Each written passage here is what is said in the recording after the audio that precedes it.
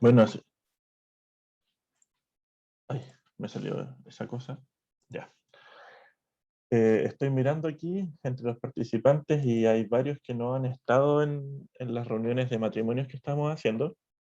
Así que viene un poco acorde lo que voy a hacer porque en la introducción de mi presentación, que son las funciones del varón, voy a hacer un pequeño resumen de lo que hemos hecho con Sara en el Ministerio de Matrimonios.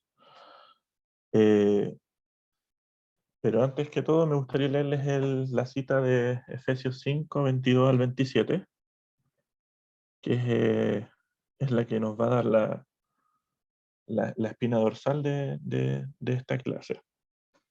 Yo lo voy a leer en la versión NTV. Dice, para las esposas, eso significa, sométanse cada una a su marido como al Señor, porque el marido es la cabeza de su esposa, como Cristo es cabeza de la iglesia. Él es el salvador de su cuerpo, que es la iglesia. Así como la iglesia se somete a Cristo, de igual manera la esposa se debe someter en todo a su marido. Para los maridos, eso significa, ame cada uno a su esposa, tal como Cristo amó la iglesia. Él entregó su vida por ella, a fin de hacerla santa y limpia al lavarla mediante la purificación de la palabra de Dios. Lo hizo para presentársela a sí mismo como una iglesia gloriosa, sin mancha ni arruga ni ningún otro defecto. Será en cambio santa e intachable. Aquí, si bien eh, nos dice cuál es nuestro rol dentro de la relación y hace la semejanza del plan que tenía Dios para nosotros, siendo nosotros la novia, siendo la esposa de su Hijo Cristo, eh, también nos llena de responsabilidades. Y muchas veces nosotros como varones, al ser proveedores, pensemos que estamos supliendo todas las demás cosas. Y déjame decirte, hermano, que no siempre es así. Si bien el proveer es uno de nuestros deberes como esposos, tenemos muchas otras cosas que cumplir, muchas responsabilidades y también eh, responsabilidades. Ya, como les comentaba, en este ministerio que con Sara llamamos Dios, Él y Ella, vimos la semana pasada en la introducción de esto, que por cierto les invito, participen con sus esposas, invítenla a participar, se pasa un momento entretenido, de contenido que es para fortalecer el matrimonio, que después nos van a ayudar a hacer crecer nuestra familia y nuestra vida espiritual familiar. Vimos un tema súper importante, que era el de aprender a tener citas. Yo no sé si tú lo haces ahora, porque es casi obvio que en el periodo de la conquista, cuando estabas pololeando, cuando estabas intentando conquistar a la que es tu mujer ahora, las tuviste. Pero lo que es clave es que hay muchos estudios que las avalan para fortalecer el matrimonio. Entonces, las citas, como primer cosa, hacen fortalecer la relación, ya que mejoran la comunicación, mejoran nuestra relación tanto romántica como sexual y nos hacen aumentar el compromiso. Además, tener estas citas con nuestras esposas también nos aligera el estrés. Nosotros vimos algunas recomendaciones que, si bien ahora es muy difícil de cumplirlas, pero no es imposible. Yo solo les invito a ser responsables, porque al salir de casa pueden tener una cita, pero no necesariamente tienen que ir a un restaurante, no necesariamente tienen que ir al cine. Bueno, no se puede ir al cine, pero es importante apartar un tiempo y lo mejor para apartar ese tiempo es salir de casa, porque a veces los niños o los mismos quehaceres de la casa nos distraen y lo importante en esto es enfocarnos en nuestro cónyuge.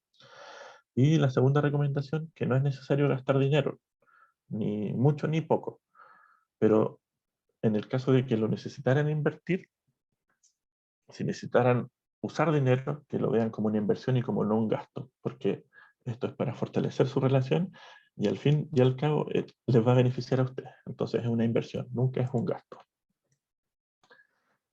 Entonces, ¿qué tiene que ver esto de Dios, Él y ella con nuestros roles, con nuestra responsabilidad? Y es porque estamos en un matrimonio. El matrimonio puede tener muchas descripciones, pero incluso en lo legal chileno es lo que une, de momento todavía une a un hombre y una mujer, que nos entrega ciertos beneficios y que tiene ciertas responsabilidades. Pero muchas veces cuando nosotros hablamos del matrimonio, lo vemos en un aspecto sumamente romántico. Eso de jurar amor eterno y vivir felices para siempre, que es como un poco hollywoodesco. Pero no siempre es así. Aunque no siempre es así, siempre nosotros debemos comprender que esto fue planificado por Dios, que fue para bendecirnos, que fue para llenarnos de gozo y que también fue para glorificarle a Él. Y eso así la Biblia lo establece. Por ejemplo, en Génesis 2, en los versículos 18 y 22, no del 18 al 22, sino que el 18 y el 22 nos da una idea de cómo se establece, y yo puse ahí la ayuda idónea. Yo voy a leer el 18 que dice: después el Señor Dios dijo, y no es bueno que el hombre esté solo, y haré una ayuda ideal para él. Pero primero él no pensó en la mujer, sino que primero hizo los animales, a las aves de los cielos, y se las puso frente al hombre. Hubo toda una dinámica, Adán las nombró, las señoreó y todo eso, pero todavía no se cumplía esto. Entonces ya en el versículo 21, el Señor hizo que Adán se durmiera, y mientras dormía le sacó una costilla. Y el versículo 22 dice: entonces el Señor Dios hizo de la costilla una mujer y se la presentó al hombre. Eso es lo que establece la Biblia para nuestro matrimonio, la ayuda idónea.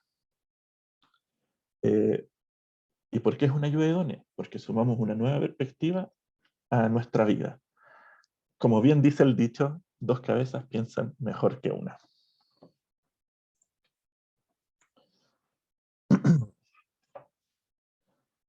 Si, miren, hay muchos estudios, pero si nosotros vemos lo que yo les estoy presentando, eh, los matrimonios actualmente fracasan. Hay matrimonios que no duran nada.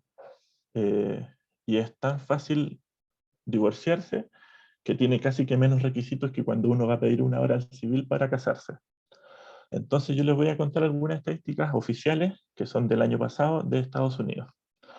De cada 100 parejas que se casan, más de la mitad se divorcian en el primer año. De la mitad mayor, el 73 personas dicen que es por falta de compromiso del cónyuge. Cuando hablamos de que el otro dice que es por falta de compromiso, es porque no se están definiendo, no se están respetando los roles ni las promesas que se hicieron al inicio. 56 personas dicen que es porque pelean mucho, y ahí se producen quiebres que son irreparables. 55 dicen que fue por infidelidad. Y esto habla muy, muy mal de nosotros, porque eh, como yo decía al principio, esto de que es medio hollywoodesco, pero también está dentro del plan del Señor, que nuestro amor sea eterno con nuestro cónyuge y debemos tratar en lo posible de vivir felices. Y si hay infidelidad es porque eso no se está cumpliendo. Y 44 personas dicen que es por falta de igualdad en la relación. Aquí también este es un tema ya medio controversial y que también puede ser del contexto que vivimos actualmente. El feminismo, los roles en la familia, igualdad de sueldo, igualdad en la toma de decisiones.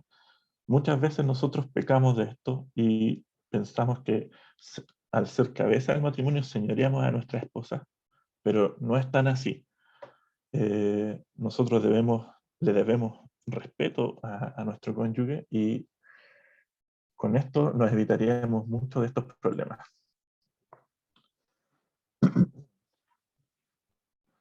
Generalmente en el matrimonio, nosotros, como en cualquier otra relación social, un contrato de trabajo o una amistad, asignamos funciones y esperamos que se cumplan estas funciones que fueran asignados de uno y que fueran asignados para otro. Pero el matrimonio va más allá. Espera que el propósito eterno sea replicado acá en la tierra. Y por eso se nos comparaba en el versículo del principio de que nosotros debemos amar a nuestras esposas como Cristo amó a su iglesia. Ese es el propósito que Dios espera que sea replicado. También hay que eh, ver que el matrimonio, y los pastores lo han dicho en otras ocasiones, no se trata de lo que yo recibo, sino de lo que yo doy a mi cónyuge. En la relación de la paternidad no se trata de lo que yo recibo de mis hijos, sino de lo que yo le entrego a ellos. Y así debe de ser. En el mismo versículo al principio, Jesucristo es revelado como la esposa de la iglesia, el esposo de la iglesia, perdón. Entonces, eh, tenemos varios puntos que definen cómo es esta relación y cómo nosotros debemos ver a Cristo. Por ejemplo, en el amor y la fidelidad, yo creo que no hay mucho que decir. No hay nada nuevo bajo el puente. El sacrificio solo que hizo Cristo por nosotros es el ejemplo de lo que nosotros debemos seguir con nuestras esposas.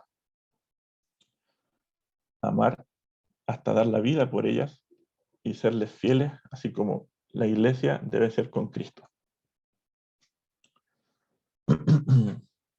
Respecto al perdón y la sanación, eh, tenemos el ejemplo de que Cristo es como el puente entre Dios y nosotros. Y así, eso mismo, en el perdón y la sanación, nosotros somos una sola carne. Cuando yo digo algo, cuando yo hago algo, no estoy solo dañando a mi esposa con mis actitudes.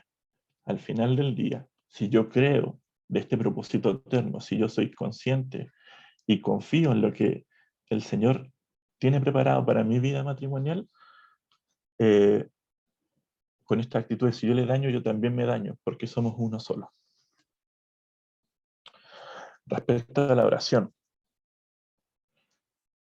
Jesús es el único intercesor y nosotros tenemos la obligación de cubrir en oración a nuestra esposa, a nuestros hijos y las decisiones que tomamos. Y el único intercesor es Cristo, entre lo que nosotros queremos y lo que Dios nos va a dar, entre lo que nosotros esperamos y lo que Dios tiene planeado para nosotros. Debemos seguir este ejemplo de oración y tenerlo así, tal cual como lo estamos haciendo con la planificación que nos envió el hermano Jorge, de estar orando, tener fuera de todos estos puntos que tenemos como varones para las necesidades de la iglesia, tenemos el deber de orar por nuestras esposas, por nuestros hijos y por todo lo que debemos, todas las decisiones que debemos tomar. Y respecto a la fortaleza y el consuelo, aquí se espera que el esposo sea fuerte, pero esto no es necesariamente físico, sino que debemos tener una fortaleza espiritual y emocional para contener a nuestras esposas, para contener a nuestros hijos, para contener nuestra familia. Y no debemos obviar el dolor y el temor. Debemos ser sensibles ante esto. Y muchas veces nos cuesta. Muchas veces me cuesta a mí mismo. A veces yo no entiendo el dolor, a veces yo no entiendo los temores que pueda sentir Sara por lo que dije o por lo que no dije, por lo que hice y por lo que dejé de hacer. Y debemos tener esa fortaleza emocional y espiritual sobre todo.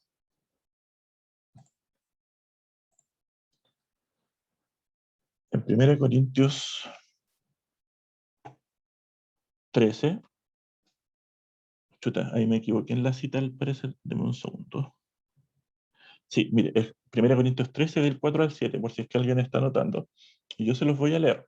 Esto no es desconocido para nadie, eh, es algo que se menciona mucho cuando estamos hablando en estos temas del amor, ya sea del amor eros, sea del amor filial, sea del amor ágape. El amor es paciente y bondadoso. El amor no es celoso, ni fanfarrón, ni orgulloso. Tampoco ofensivo. No exige que las cosas se hagan a su manera. No se irrita ni lleva un registro de las ofensas recibidas. No se alegra de la injusticia, sino que se alegra cuando la verdad triunfa. El amor nunca se da por vencido. Jamás pierde la fe, siempre tiene esperanzas y se mantiene firme. Se mantiene firme en todas circunstancias, perdón. ¿Usted cómo ama a su esposa? estas características podrían definir su relación de amor con su esposa? Porque yo se lo aseguro, y esto no es ninguna verdad, usted se lo puede preguntar a cualquiera de los pastores, a cualquiera de los líderes, incluso preguntárselo a usted mismo, y no hay duda de que esta descripción de amor es la que tiene Cristo con nosotros, es la que tiene Dios con nosotros. Y si nosotros creemos este propósito eterno, debemos hacernos responsables de esto. Debemos tomar esto como una guía de vida, como una guía de cómo debemos amar al prójimo, pero primero a nuestra esposa, primero con nuestros hijos y obviamente el Señor ante todo. Cuando dice que debemos gobernar sabiamente, se, se refiere un poco a que debemos privilegiar la paz y el amor por sobre todo. Esto lo podemos ver en Timoteo 3, los versículos 4 y 5.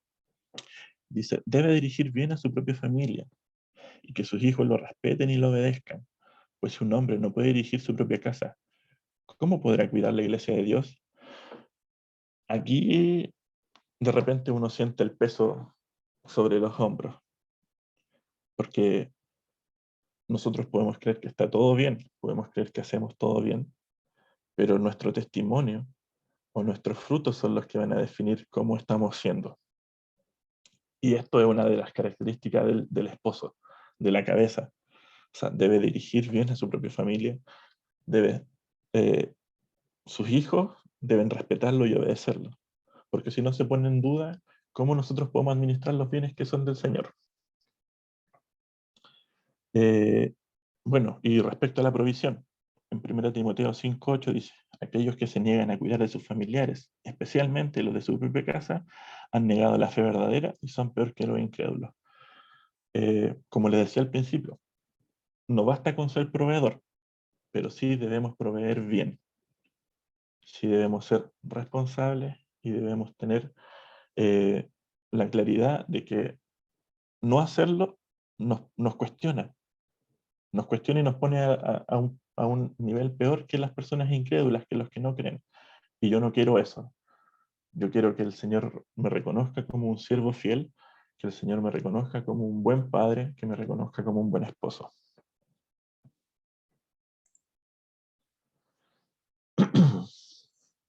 Ahora aquí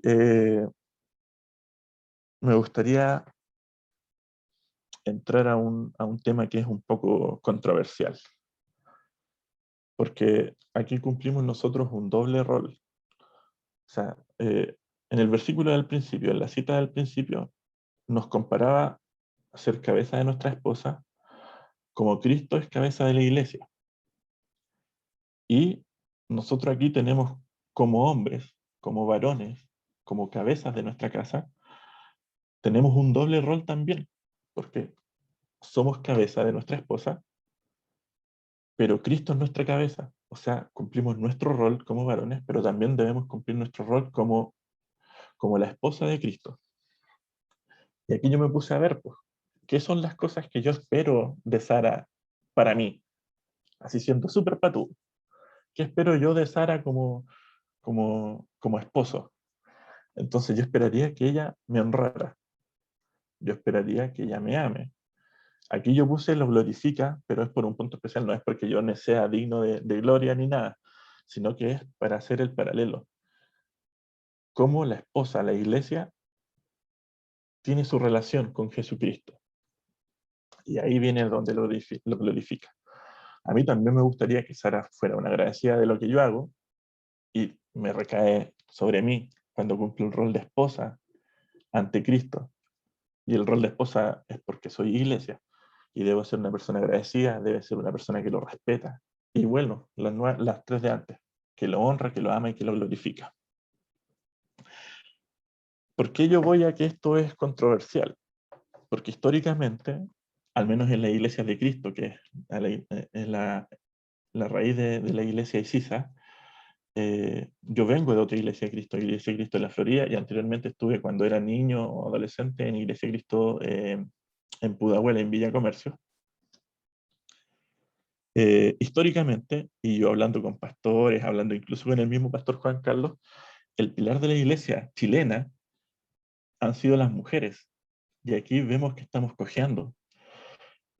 Ahora mismo yo estuve en el WhatsApp del liderazgo central de la iglesia viendo durante estos días por el tema del fallecimiento de nuestra hermana Patricia. Y si bien hay algunos varones que han estado haciendo patria, como se dice, apoyando en el servicio, que se está prestando a esa familia, eh, son las mujeres las que llevan la batuta. Y si yo lo extrapolo a cualquier cosa, la mayoría de las veces cuando pasa algo en la iglesia son las mujeres las que van. Antes de cualquier evento son las mujeres las que ordenan. Y, y aquí es el tirón de oreja para nosotros, porque a nosotros nos gusta todo lo de soy proveedor, soy fuerte, soy el responsable, pero cuando me toca ser iglesia, cuando me toca ser esposa, estoy fallando. Entonces, esta es la invitación que yo les hago. Respecto a la honra, la esposa atiende y se dedica. Debemos ser a sí mismos en el servicio. Debemos atender a nuestros esposos, debemos atender a Cristo y debemos dedicarnos a Él. Debemos ser así en el servicio. Cuando dice que lo ama, debemos ser constantes en las actividades. Debemos estar adorándole y alabándole siempre. Cuando dice lo glorifica, todos nuestros pensamientos, todas nuestras acciones deben ser dedicados a Dios. Y esto de repente es más difícil, porque a la iglesia vamos solo los domingos. Ahora en esta pandemia llevamos más de un año en la que vamos virtualmente los domingos. Debemos honrarle con nuestros pensamientos, con nuestras acciones en el trabajo. Debemos honrarle y debemos dedicarle todo el tiempo que nosotros pasamos, desde que nos despertamos hasta que nos acostamos. Y eso es súper difícil. En, respecto a la gratitud, debemos ser agradecidos con el Padre, con el Hijo y por el Espíritu, por su favor. Porque si nosotros miramos, yo por lo mismo, al estar en el grupo de liderazgo central de la iglesia, eh, sabemos muchas historias. Sabemos que han habido muchas penurias, hemos tenido enfermedad, hemos estado con muerte ahora en la pandemia, pero si yo lo comparo con, no sé, gente de mi trabajo, con gente de mi familia política, eh, la iglesia Isisa no ha sido tan tocada, gracias a Dios. Gloria a Dios por eso, pero nosotros debemos ser así, agradecidos. Y esta instancia de las oraciones, esta instancia de tu devocional personal, debe darte una ventana de que tú le puedas agradecer al Padre, demostrar gratitud. Y por último, ¿cómo le respetamos? Esto es necesario y es casi esencial en nuestra genética como hombres. Que nos demuestren respeto es como prerequisito para ser hombre, querer que te demuestren respeto. Y si nosotros lo esperamos para nosotros, ¿cuánto más es para la autoridad de Cristo? Hagamos una introspección, hermano. Veamos si nuestras actitudes, si nuestros pensamientos, si nuestra alabanza, si nuestro amor, si nosotros honramos al Señor como se le merece, porque Él tiene toda potestad y toda autoridad.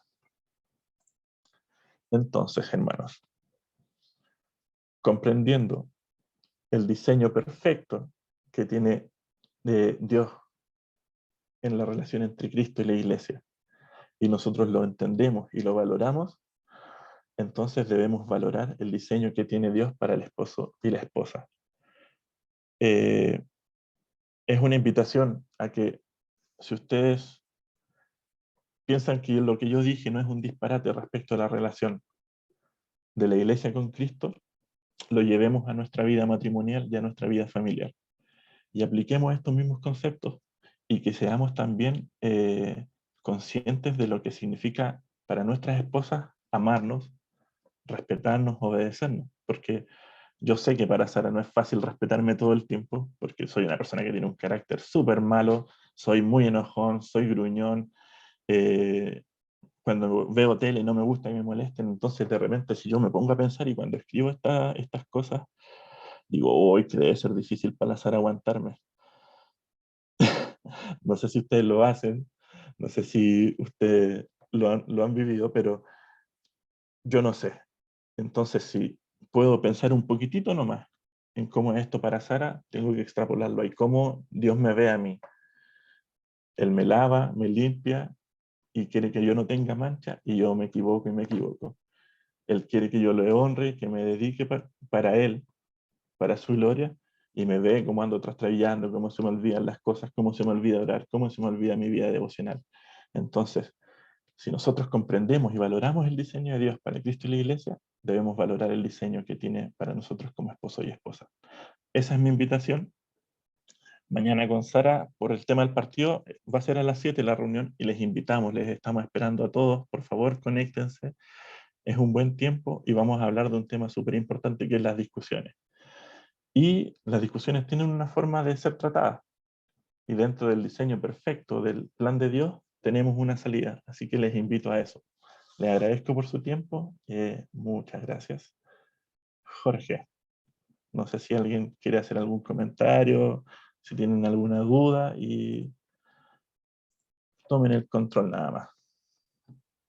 Muchas gracias, hermano, por esta palabra, por este mensaje. Y la verdad es que siempre cuando terminaba la palabra era nuestro pastor quien daba alguna apreciación o concluía algo. Y esta noche quiero invitar a nuestro anciano Mauricio, siguiendo la jerarquía, para que pueda hacer ese cierre. Hermano Mauricio. Ya, gracias, Jorge. Lo primero, gracias, Alan, porque vemos todos cómo te preparaste, cómo hay una dedicación y eso se agradece porque sobre todo en una persona que está siendo desafiada, como tú mismo lo acabas de terminar, casi cerrando el tema, y muchos de los que están acá están en la misma condición, me refiero al grupo etario, desafiados porque se puede ver a través de la palabra eh, cómo debemos comportarnos, cómo debemos actuar, cómo debemos ser con nuestras esposas y por ende detrás de nuestras esposas vienen los hijos y así se conforma la familia finalmente. Cuando nos vemos en aprieto, cuando la palabra de Dios nos está dando un charchacito, por un lado estamos preparando, estamos instruyéndonos, pero por otro lado a veces estamos actuando no de acuerdo a lo que estamos leyendo o lo que estamos enseñando. Entonces es súper complejo y es muy importante la honestidad y Alan la ha tenido en esta noche. Entonces eso es muy valorable porque aquí no se trata de acuerdo a lo que presentó Alan y a lo que seguramente están en forma secuencial presentando los matrimonios, es hablar que el matrimonio es hermoso, es maravilloso, pero que en la práctica muchas veces no lo es tanto. Entonces, a eso apunta justamente este tipo de instrucciones, de recomendaciones que son no por filosofía, no por experiencias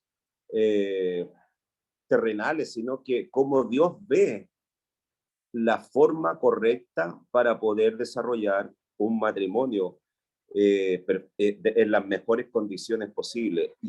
Y la máxima, el paradigma es lo que le di, una de las cosas que leía Alan, que debemos amar fundamentalmente a nuestras esposas como Cristo amó a la iglesia. Y ese es un tremendo desafío, ese es algo que a lo mejor nosotros pudiésemos decir imposible, ¿ya? Pero no debemos quedarnos con esa declaración de negación, sino que debemos hacer el esfuerzo, porque como decíamos hace un rato, no somos nosotros hoy día, es Cristo actuando en nuestras vidas. Nosotros estamos desconstruyéndonos constantemente y esta área es la que más necesita, porque la estadística inicial del estudio que preparó Alan es terrible. Lo sabemos, lo suponemos, pero escucharlo con datos fehacientes, que más de la mitad de los matrimonios que se unen con pompas, con promesas, con inversiones de orden económico, con proyecciones de todo tipo, más de la mitad se cae en menos de un año. ¡Wow! Eso es tremendo. Y simplemente debemos, mire, la Biblia dice que para nosotros los hijos de Dios, los espirituales, todas las cosas las debemos ver de igual forma, en forma espiritual. Y debemos entender, creo yo, que los matrimonios están mucho más expuestos en la medida que no consideren a Dios en sus vidas, ¿ya? Primeramente, en forma personal, como llamado, y luego que Dios sea Él. ¿Cómo es el título de Él? Dios, Él y ella, ¿cierto? Me encanta, me encantó, Alan, porque eso es. No hay otra figura en la cual se pueda sostener un matrimonio con proyección en el tiempo y sobre todo con proyección espiritual. Así es que yo encuentro que fue un muy buen tema, Alan, y doy gracias a Dios por este espacio porque esto es parte de la vida del varón y tiene mucho asidero en el hoy día. Ya hay que corregir, hermano, hay que corregir hartas cosas.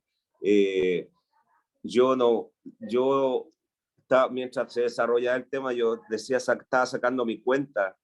Ahora el 7 de noviembre, o sea, aquí es lo que queda, julio, agosto, septiembre, octubre, 4 o 5 meses, cumplo 44 años de matrimonio con Patricia, que no es poco. Y digo, cuánto error cometí y por gracia, solamente por la gracia de Dios, seguimos juntos y en una condición de amor. ¿Por qué? Porque Dios vino a suplirnos a cada uno en sus errores, con el llamamiento a ser parte de esta nueva familia. Y Dios nos direccionó hasta el día de hoy. Y lo digo no por un orgullo o una autorreferencia que están los méritos en nosotros. Lejos de eso, hermano. Es que Dios vino a actuar en nuestras vidas ya hace varios años. Y ese es el desafío, yo creo, para cada uno de nosotros, hermano. Ustedes que son más jóvenes, puedan corregir antes todo lo que a través de la enseñanza, a través de lo que Cristo nos demanda, porque son demandas, ya no son instrucciones simples, son demandas que tenemos que, como tales, como hombres, hacerlas nuestras para beneficio de nuestra esposa, de nuestro vaso frágil, que así debemos tratarla, no solamente esperar cuando estén en una condición de deterioro físico para tratarlas como un vaso frágil. Esto tiene que ser en todo tiempo y ustedes deben hacerlo constantemente, amados. Así es que doy gracias a Dios porque en este tiempo más que nunca se necesita que nos estén instruyendo con respecto a nuestra vida matrimonial y por ende nuestra vida familiar. Así es que gracias, Alan, por esta noche y me reconforta saber que aunque tenga ya 44 años de matrimonio, tengo muchas cosas que todavía seguir aprendiendo y que soy desafiado. Así que gracias por la enseñanza, amado.